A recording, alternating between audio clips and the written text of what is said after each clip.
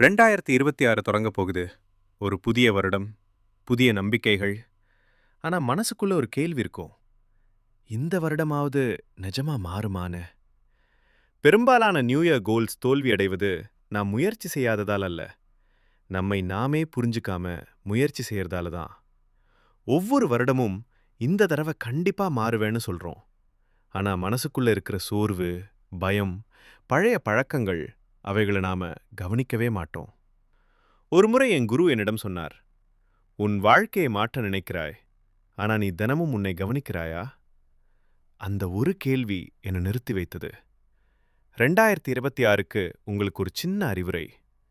பெரிய இலக்குகளை எழுத வேண்டாம். முதலில் தினமும் உங்களோட மனசை கவனிக்க பழகுங்க. சோர்வு வந்தா அதை கண்ணியமா பாருங்க. தவறுகள் வந்தா உங்களை வெறுக்காதீங்க. அதை புரிஞ்சுக்க முயற்சி செய்யுங்க. நீங்க உங்களை கவனிக்க ஆரம்பிச்ச நாளே மாற்றமும் ஆரம்பிக்கும். இந்த வருடம் உங்களை தண்டிக்காதீங்க. உங்களை புரிஞ்சுக்கோங்க.